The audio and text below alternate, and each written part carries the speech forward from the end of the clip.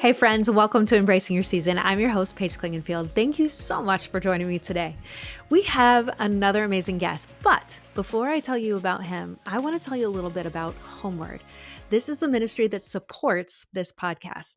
Homeward is a not for profit ministry reaching around the world to help families succeed. We'd love to invite you to consider becoming a partner in this exciting and life changing outreach.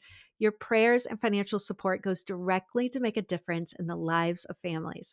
Your gift of any amount will help Homeward continue to provide free podcasts like this amazing Embracing Your Season, blogs, Homeward YouTube channel, and so many other family ministry outreaches.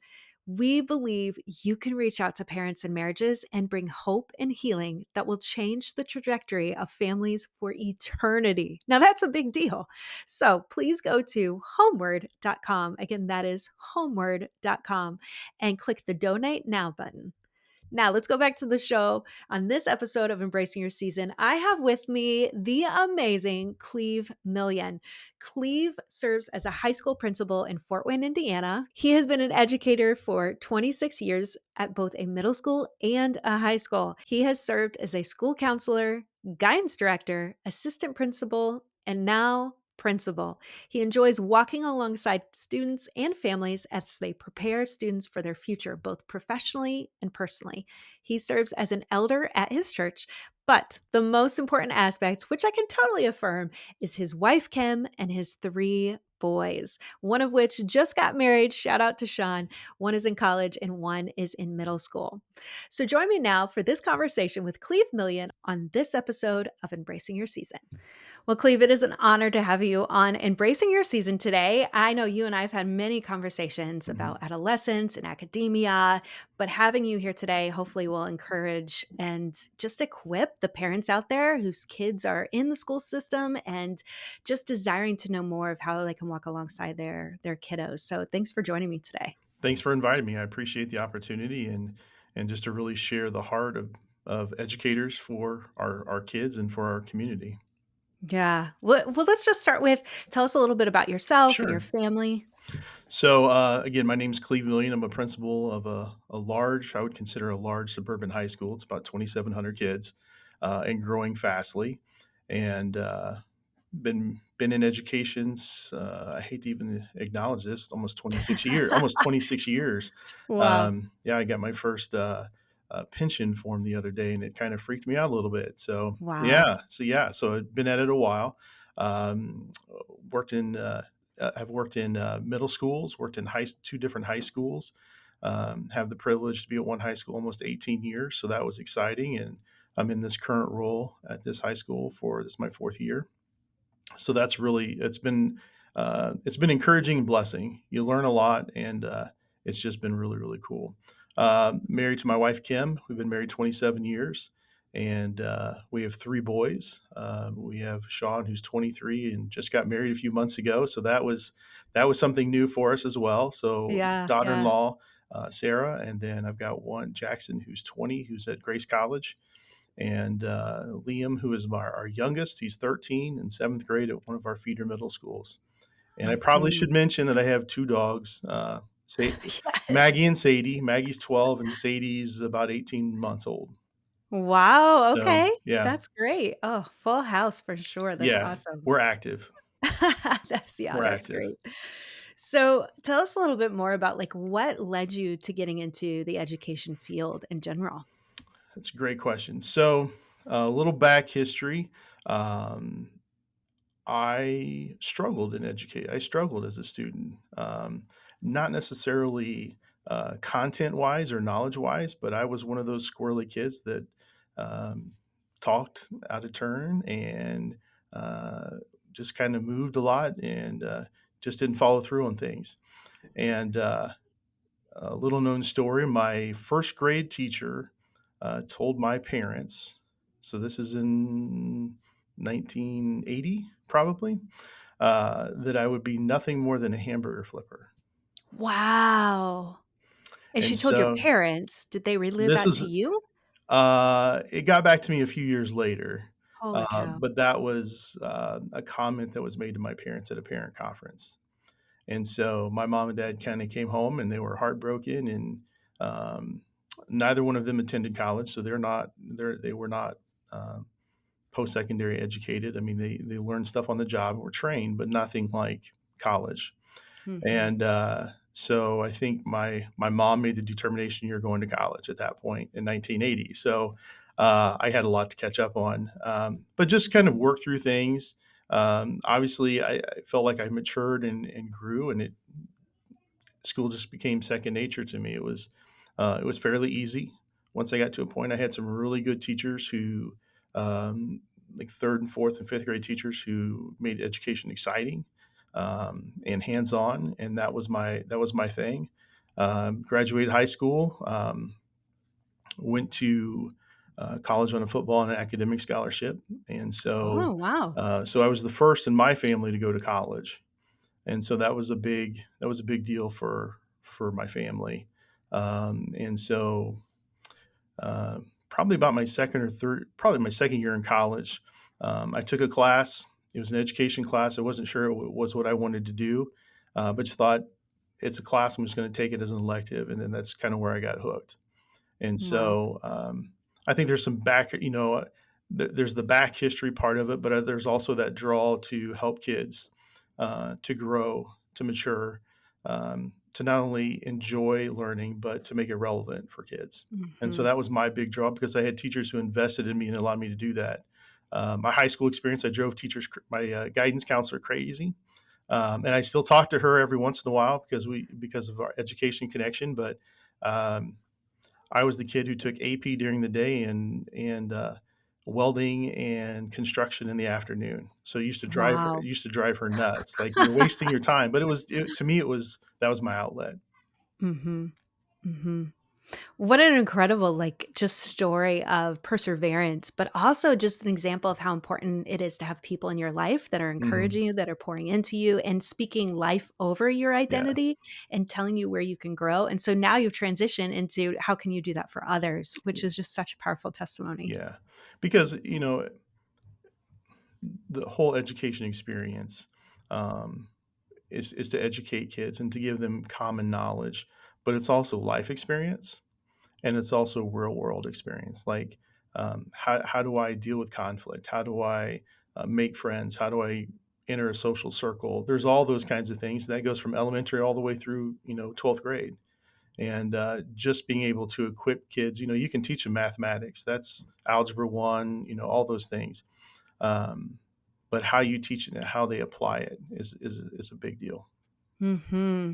Yeah, absolutely. I mean, I can relate to your story as well. Like, I have a learning disability. So in third grade, that third grade is when my parents got that talk of like, "Ooh, I'm not sure she's going to graduate." But then my teachers in the resource room were able to pour into me in such a way to teach my brain how to learn. And then, as you said, it just continued on through other life experiences in the school system and going on to then college and then my master's degree and all of that stuff from there. But it really does show the value of school is rough. It can be hard, but when you have the right people and you have the almost the attitude of like, I'm going to persevere, I'm going to build resilience in this area and continue to grow, Yeah. even though it's hard. That's a life lesson for sure. And Yeah. there's a little bit of a chip on his shoulder, like I'm Mhm. gonna, when I got my master's degrees, it was like I accomplished. This is what I said. People said I was going to do, and I exceeded that. And so Yeah. that's always kind of been well, one area I got to work on is the pride point, but it's a reminder to me when I see those, like, we can't determine a kid's future Mm. and we should never determine a kid's future. We should give them as many opportunities to grow in that future, and I think that's a big deal. Ooh, that's a great quote right there. Listen to that, friends. That is awesome. So you say 26 years you've been in the Mhm. school system. So I am guessing you have seen a lot of trends come and go. But what would you say is like maybe one of the biggest trends our kids or our teens specifically are facing? I would say with the invention of social media, we have created a generation that seeks value and attention from those who should not have who should not be investing in that value and attention that they need. Um, we have kids who are friends with everybody, and you ask them about people, and they're I don't know where they're from. They're from Georgia. They're from West Virginia. They have no connection to them other than social media. And so I think this is going to date me. My first experience with social media in the schools was MySpace. Oh, sure. Oh, So yeah. going to the early 2000s, we started seeing issues with that and what kids were posting and how they were seeking validation, all the way up to Snapchat, TikTok. Facebook I'm told, is a boomer thing, but Instagram, all those things. And I think there's a new one now called ABVD or something like that. It's kind of a knockoff of Snapchat. But yeah, there's I think that has led us into a lot of mental health issues, and just the need for validation. Mhm. So it's then social media is everywhere, Hmm. right? And so it's also in our schools, and that's how they're communicating outside of it. Like we grew up in a school system where we were able to shut off Yes. our social relationships if we chose to, Mhm. because it's no longer around. Now it's around all the time. So how much are you seeing maybe some of that impact after school hours, but then it seeps into the school hours as well? Yeah, I would say every day. Every Mm. day we see instances. Yeah, I mean, when I was in high school, we just took the phone off the wall. That that Yeah. that dates me a little bit, but we just took the phone off the wall. Um, if people were calling and giving you a hard time about something. But kids nowadays, that phone never leaves their hand, and so it's 24/7, a barrage of anything from "you're beautiful" and this and we see your value in your image and appearance to, those kids who are, I don't want to say fringe kids, but kids who struggle to identify and find a group of kids like that niche there. They don't really fit in anywhere, and where people are maybe bullying them or saying things to them, or they're seeing all these other kids that are really popular and their followers and the comments that are made, and they're not receiving that. So, it doesn't matter where your kid is, they're all seeking that validation from someone Mm. else. Yeah. Yeah. Mhm. And so now social media is that site that is easy to receive the validation, or the opposite of to be made to feel like they aren't worth anything, Right. because it is that back and forth. It's really, this is what is so frustrating about technology, is that it's benign in nature. It's how people use it that it becomes malignant. And kids don't have a lot of the impulse control and decision making skills that adults do, because their Yeah. brains aren't fully developed. Yeah. But then when they start getting that hit of dopamine through the posts and the chats and the streaks and all of the stuff that really elicits feel good chemicals, then it becomes almost like an addictive level. Mhm. But now it's also informing their social circle and their identity. And so now, again, school is one of those places where they're constantly being compared, anyways, or due to their performance with grades and social circles. But now it's not ending at the end of the day. It's continuous. And this is what I've struggled with my own kids is I want to help you navigate the social media world. I think you need to be prepared for that. So we do allow them to have access to those, my girls who are in high school, access to those apps like Snapchat. And I'm certain they don't tell me everything. Let's be honest. I'm well aware that my kids don't tell me They're kids. everything. They're But kids. what I do appreciate is that when stuff happens, or they're, just in a hot mess of drama after school with the Snapchat, whatever, like we can talk through it, right? Because the issues are still happening. The relationship issues, which we dealt with in the 80s, still present. It's just amplified due to social media, and it just never ends Mhm. because there's not that stopping point unless you're asleep. And so, yeah, I just think it's so hard to help our kids navigate that in a healthy way, I think, in the world today. And I'm sure you're seeing that. Yeah, and I think with that constant barrage, kids are not shutting their brains off. They talk about, that there's brain research talking about if you're looking at screens and the activity you do before you go to bed, your brain never shuts off and never has time to Mhm. reset, never has time to rebound and prepare, get the rest that your body needs. And so because of that, kids are coming in and it's affecting their academic work. Yep. Their brains are fried. And so you look at that and you go, this could be such a useful tool, but man, it's tearing, it's tearing at kids. Mhm. We have some kids even in our school that struggle with that, and then we have kids that are like, I just don't do it. I just don't do it, and good for them. Good for Yeah. them. Um, but yeah, it's just that there's never that reset at night. They just keep going, and we'll talk with kids, and things will come up, and through conversations and through talking with students, and I'm like, why did you send this at 2 a.m.? That's right. I was on my phone all night. It's like, Mhm. you have to shut these things down. And the hard part for parents is it's a phone. Fits in their hand. They can take it anywhere 24/7. Mhm. And it is hard to patrol that at times. It can be hard to patrol that. Mhm. Absolutely. And that's where I think parents need to know what appropriate boundaries are. Mhm, Not only for just their brains, but also just social interaction and making sure that it's happening face to face and not just online. And just walking our kids through that and telling them the why behind some of the boundaries that we've set up so that they're well aware, but then educating ourselves too, mhm. as parents of what's going on with their brain, their social relationships, their, spiritual life, all of Right. that stuff and how it impacts. But here's an interesting thing, and I'm sure that this is probably nationwide as well, is that we are using technology more and more within our school system.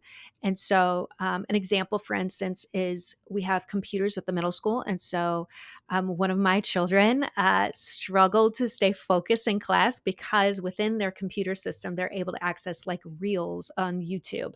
And so, how does an educator find the balance between using technology, which has a lot of really great Mhm. benefits, but also like helping our kids' brains not become dependent on the technology or, just get lazy in the way that we're learning? It's funny you mentioned that. That's kind of been a focus of ours for probably about the last 2 years, is how do we get kids to engage, and Mm, not with their computer, but socially, with the class, because, to be perfectly honest, you go into classes and kids all have their laptops on, and they if I were to ask them the question, like, what's the topic today, or what are you talking about, and how is it relevant? They would have no idea, oh my goodness. because there's just a monitor, and they're just zombies. Yeah. And you have other kids that are doing the things that they should be doing, but there is a balance. And so, as our school has talked about it, we have a lot of teachers that are going back to paper, pencil, and some things. Hmm. Not everything, but there's value in a paper and a pencil, and the connection that happens through that motion of writing things to the brain, and how it Hmm. imprints those thoughts and ideas and those math problems and those things into their brain. There's a step and there's a process that happens there. And so that's something we've tried really to give teachers freedom to do that. You're right, because education as a whole, even pre-COVID, was moving in that direction, and COVID just exacerbated that and just moved it so fast that we Hmm. relied on everything, computers and tablets and all those things. And now we're kind of seeing, like, we've got to get kids just to shut their computer and talk. Yeah. Yeah. Wow. I mean, speaking of COVID, like what are some of the things that you saw, like the difference after we started doing online school due to COVID and the subsequent impact of that? Yeah. Well, I mean, I think when COVID happened, you had discrepancies. You had some school districts that had laptops that were one to one, that were very fortunate, and you had a lot of districts across the country who did not. Hmm. Not because of COVID. It's just they were still doing school the way school had been going on, and so I think a lot of schools had some disadvantages. A lot of districts. Right at the beginning of COVID, I was in one of those districts where, it's a large school district, one of the largest in the state, and we didn't have laptops. The kids did not have laptops. They didn't have one-to-one devices. And so, how do you find that connection and connect with kids? There's still 3 months of school to go. Mm, yeah. To be honest, I mean, there were a lot of schools that just they graduated the kids. In fact, our state senate and legislature said kids are graduated. If they were on track, they're good to go. Um, Wow. but from an educator side, we would reach out to kids, because as soon as our face appeared on, uh, you know, Google Meet or whatever, their faces would light up because they had not had that connection. And so Mm, there is that human element that I think we really missed out on. I don't, we talk about it here in the media, but I don't think we truly know how much our kids struggled and suffered during COVID, because of the loss of connection. Now, I'm mhm. not saying what we did during COVID was right or wrong, but there's a huge gap. And so you see behaviors, you see kids who are young elementary who missed out on opportunities, Yeah. that social interaction that they would have had maybe in preschool or in daycare, they missed out on. And so you see that when they're coming in kindergarten and first grade, you're seeing some of those things that are having to be addressed. Um, and then when you come back, there's the thought, well, they all should be ready to go. No, right. Oh my gosh. Yeah. I don't know what homeschooling was like for others, but that was not Yeah, the and case in my home. that's not the case, and so, fortunately, I was an educator. I had to stay home. My kids were in Mhm, a school district that had one-to-one devices, and so I was their teacher. I worked with them and mhm. walked along with them. I had a senior at that point too, and so making sure that they're continue to do what they do. So one, he graduates, and so the youngest, make sure he does what he needs to do so he can progress forward. Not every kid had that opportunity. I mean, we had a lot of Yeah, parents that still had to work. They were in medical services or worked in hospitals. Emergency personnel, and so there's a chasm there between some of our kids and some of our families that was not intended. I don't believe was not never intended, but it is an sure. outcome. Yeah. Yeah, and so I'm guessing you probably see a correlation then of the lack of the interaction during that season of time for our kids, and then coming back and there us seeing an increase in mental health Mhm. issues. Yeah. Would you say that that's Yeah. correct? Yeah, I would say what we have noticed at our high school is you can tell kind of when some of the kids were in milestone years, like 7th or 8th grade, those kids that were in 7th and 8th grade back in that time period that are now, sophomores, juniors. Um, there's a struggle there with behavior. There's a struggle there with mental health and wellness. A lot of anxiety. Mhm. That seems to be kind of the catch-all. I hate to say that, but it is. It's there's a lot of anxiety among kids, and it's just one of those things where, again, I think you add the social media component of never being able to shut your brain off, and so it may the brain, if it never shuts off, it's gonna spin out of control, and a better way to say it is, and it has to manifest itself somewhere.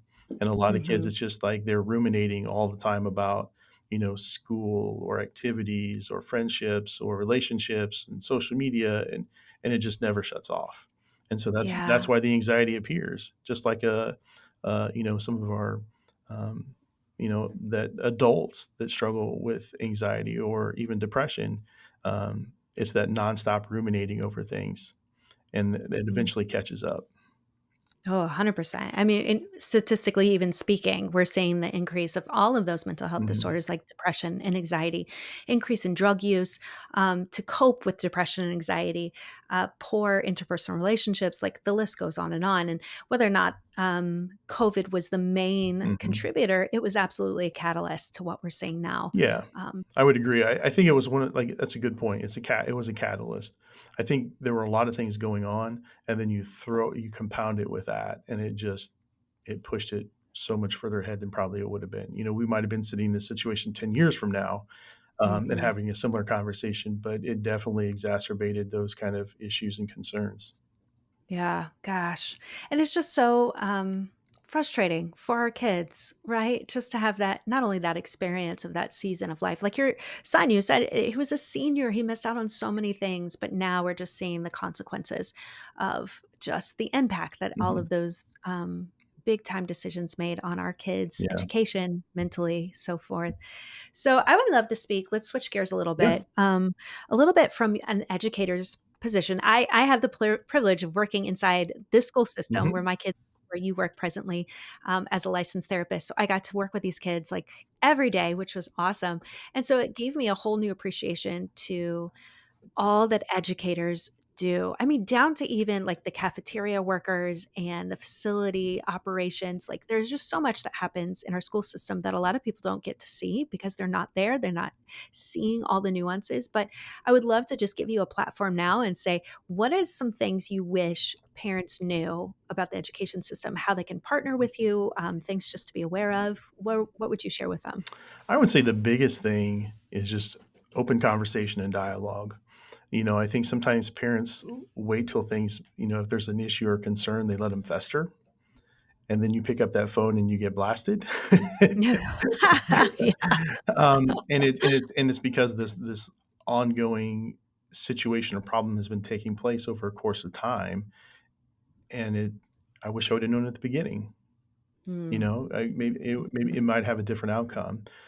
So that's one, is communication, and I think there's a big component to especially in high school, parents are much more um, resistant to reach out to teachers, much more resistant to reach out to counselors. In elementary school, we're having parent teacher conferences today, and every elementary teacher in every building will have all their kids and see all their parents. You, Mhm. you get to middle school and it starts to about 50%, and you get to high school and it's almost non-existent. And so I challenge teachers, reach out to those 20 or 30 kids that are struggling the most in your classes, and set up times and talk with their parents. A phone call, a Zoom, or come in person. And so we try to push that as much as possible, but there is a resistance to reach out. Um, I think sometimes parents just think their kids are good to go. Yeah. They're 14, 15, they're good to go, and that's not what we want. We want communication. We want parents to come to us with concerns and struggles and worries.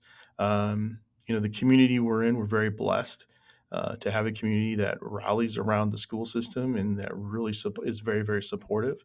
But there's also the component from the educator side. We have to do better at communicating with parents. We can go through all the social media platforms, but that still doesn't hit every person. And so, Mhm. I think that that's a key component. The biggest thing too is we make mistakes. We're not perfect. We're not perfect.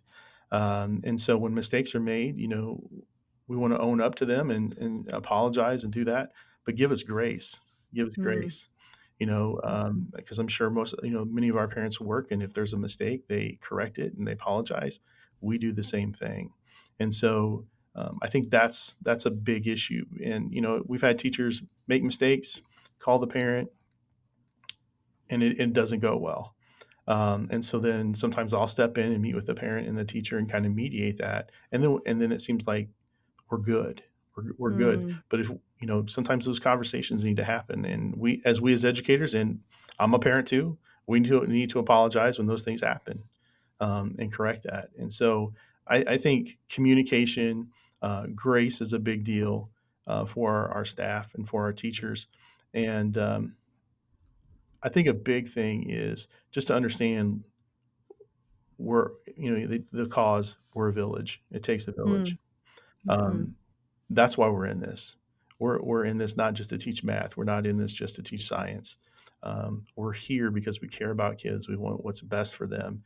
And education has changed. Um, when I was in high school, I I went to physics. I did physics. My teacher never really talked to it. But now you've got to have a connection with kids. You've got to have a relationship with kids in order to move them forward. And I think it's important for parents to understand that the job isn't just teaching the content.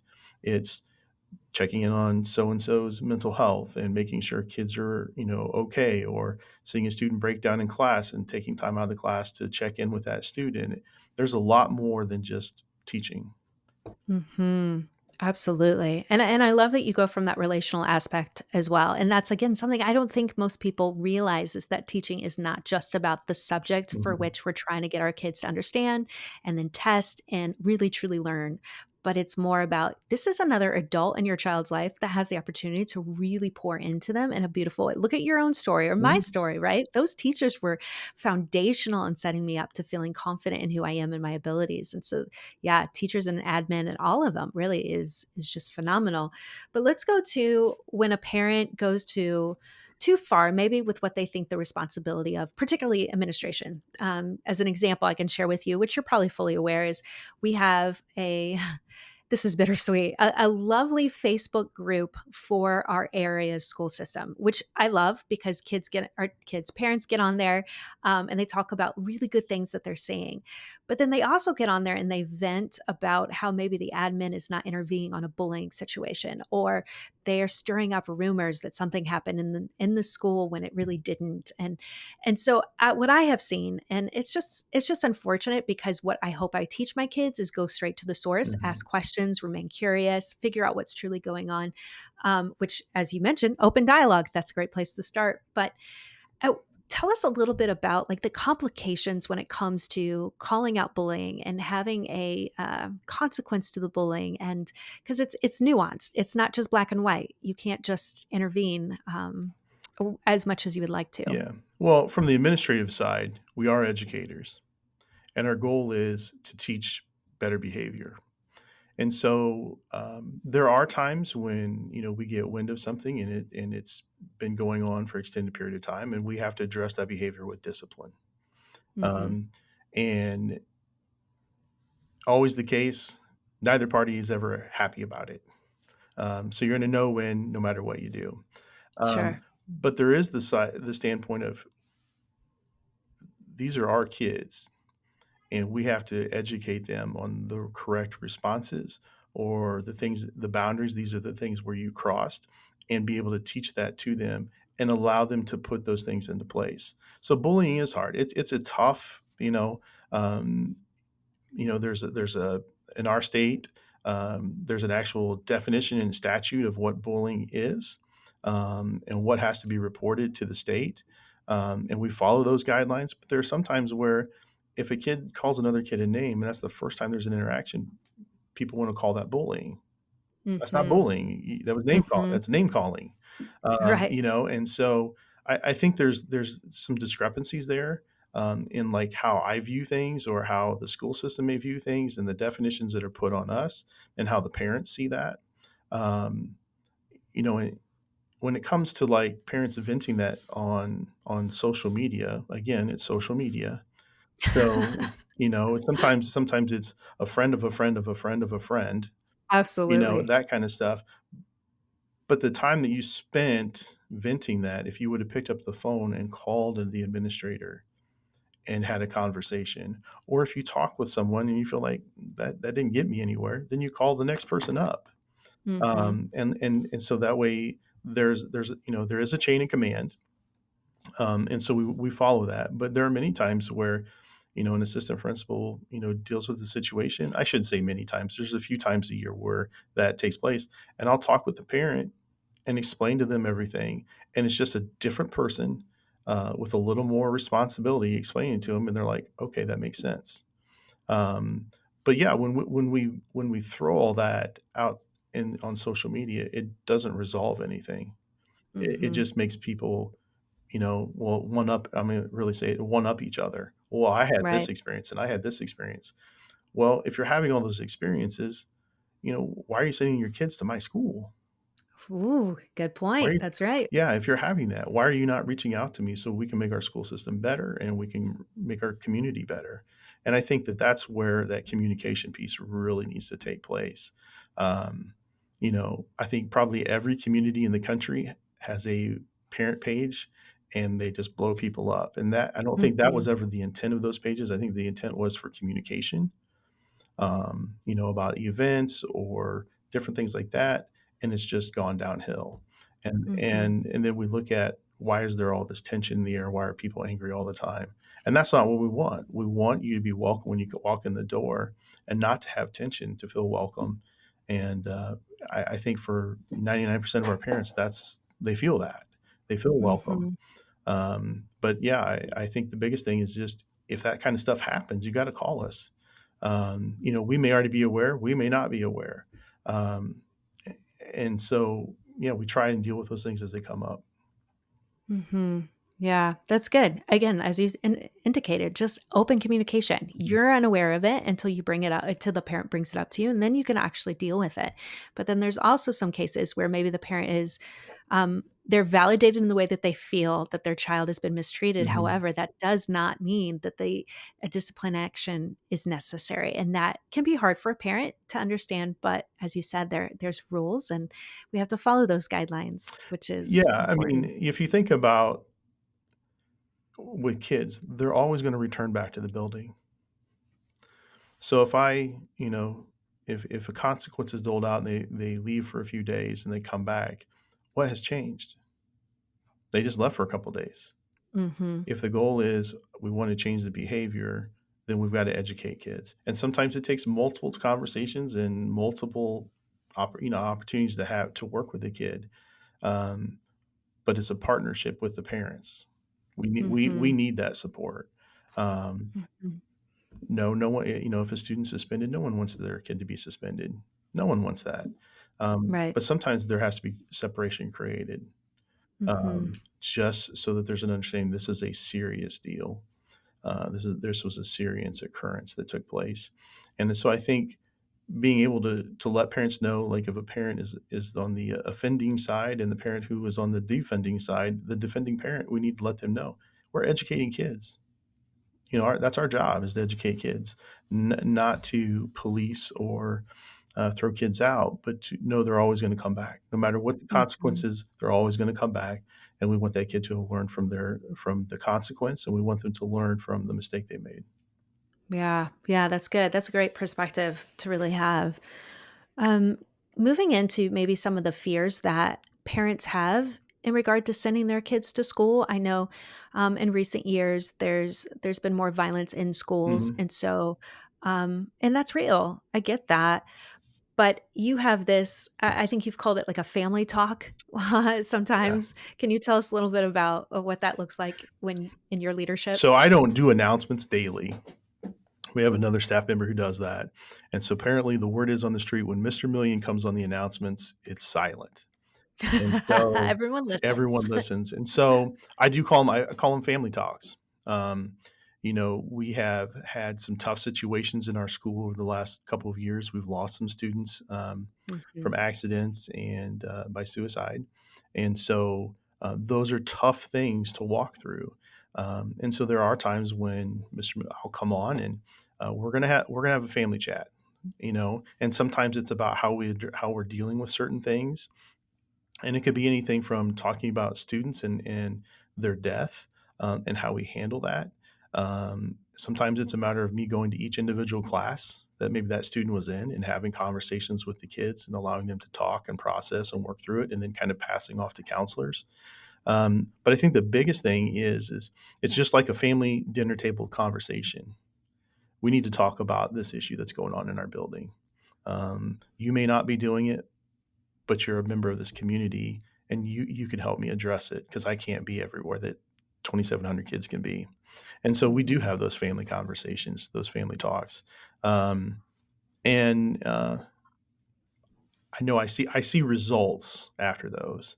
I see kids correcting behavior, and it's not a lot. It's not a lot, but even things about like picking up your trays after lunch. We've seen, our building's under construction, and so we have kids that are getting lazy. So I had to make a family talk during lunch. Like, we're not going to do that. We're better than that. We're better Yeah. than that. Your mom doesn't allow you to leave dishes on the table. We're not going to do it here. And so Yeah. just some of those kinds of Hmm. things, those are, yeah, because we want to create a sense of community. And I think we have that sense of community and belongingness, but we are a family and we're going to look out for each other. Yeah, I think that is so important, especially in the development of adolescents, is feeling they're a part of a community. And so when they have that ownership that they are a part of something bigger than themselves, it really does transform their self esteem as well as the way that they interact with the community. And so, as you're speaking, we need leadership like that, but we also need parents to remind their kids, you are part of a bigger community. Like Hmm. you have influence over the health of that community and how you interact with your peers, how you interact with the teachers and the administration, which I think is so valuable of a conversation, even just to have at home. Yeah. So, as we conclude, I would love for you to just give a bit of an encouragement to parents whose kiddos are in the school system presently or getting old enough to move out into the school system. What would you like to say to them? I would just encourage parents just to love your kids, love on them as much as possible. Tell them you love them. I have a 20-year-old who is not very affectionate, but every time he's home, he gets a kiss on the cheek and a big hug from dad, and he squirms about it, but I know he needs that. And Mhm. so just remind kids you love them. There are so many kids that we see that just, I don't know if it's used every day. Like, I love you. Hope you have a good day.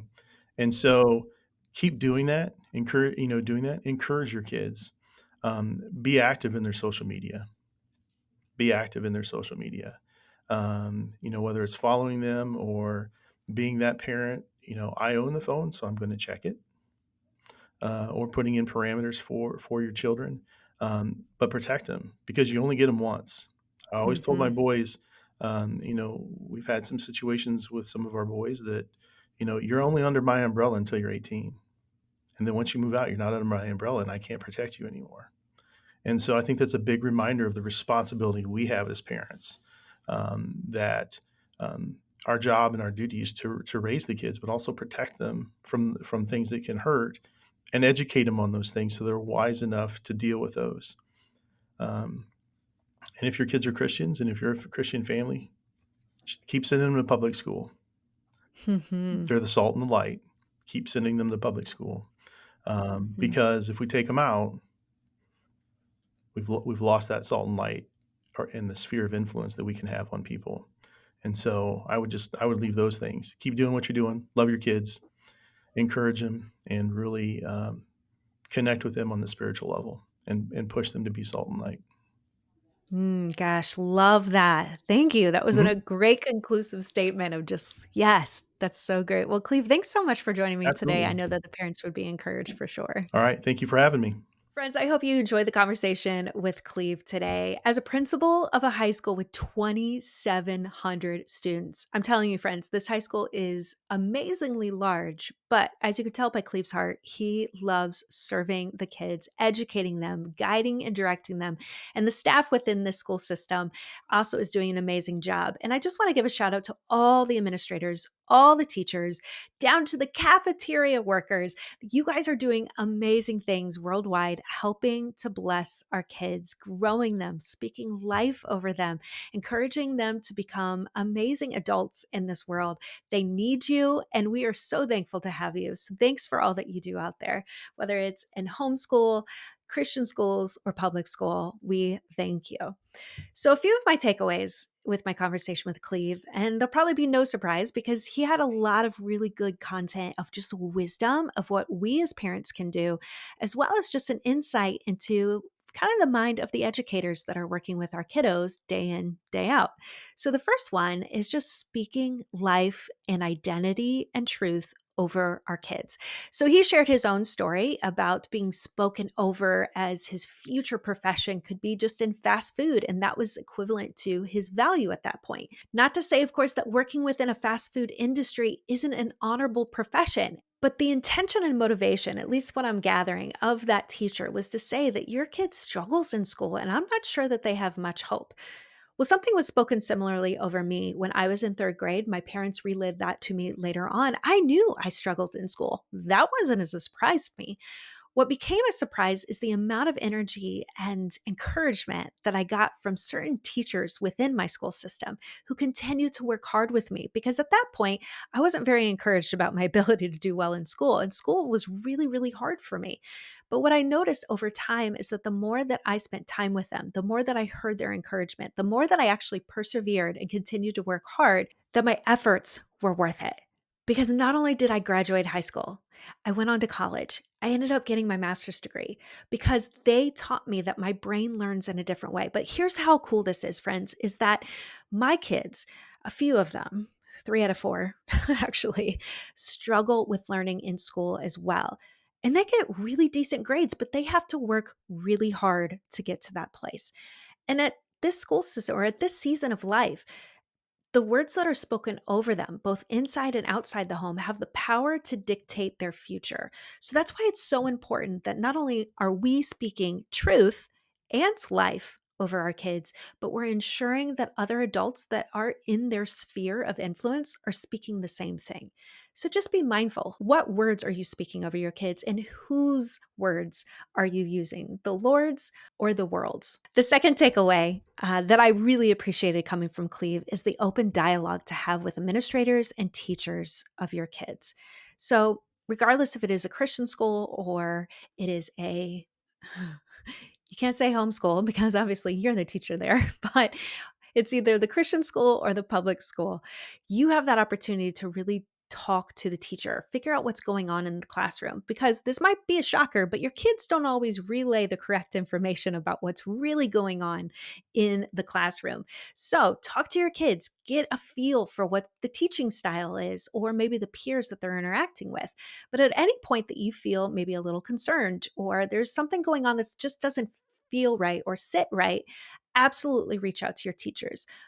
I would say 99% of the time, the teachers really want to hear from the parents in a way that helps them teach their kids. I've always found that when I reach out to teachers, especially if I have a question about the rubric that they're using to grade or how my kid is doing with their peers, they've always been really receptive. And I'm able to communicate to them that maybe my child is in a season where it's been rough or that they didn't get a lot of sleep over the weekend. So they might be a little more irritable. So it just gives them a heads up that this is some of the stuff to look for and to, again, partner alongside families so that we can both be very valuable instruments to help our kids grow, both inside and outside the home.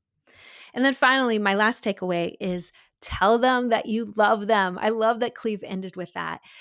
Our day to day life can be really chaotic and busy. Sometimes we forget what do we prioritize, which I would say all of us would say our family should be our number one priority. But how are we demonstrating that? And the best way to do it is to look our kids in the eye at the end of a long day and tell them that we love them. So I know for me, my kids, they're all different in how they receive love. And so I make sure that I address each of their love languages directly, but just remind them that they have great value and great worth apart from their performance, but just because of who God has made them to be and that they're my kids. It just really helps to reconnect us after the end of the day, as well as remind them that we love them and they are priceless. So, friends, that's the takeaways that I have today. I want to thank you so much for listening to the show. If you have any feedback or any guests you would like to hear on this show, I would love to hear from you. So go ahead and email me at paigeklingenpeel@gmail.com. Again, that's paigeklingenpeel@gmail.com. We have a lot of exciting interviews coming up, so be sure to tune in again next time for another edition of Embracing Your Season.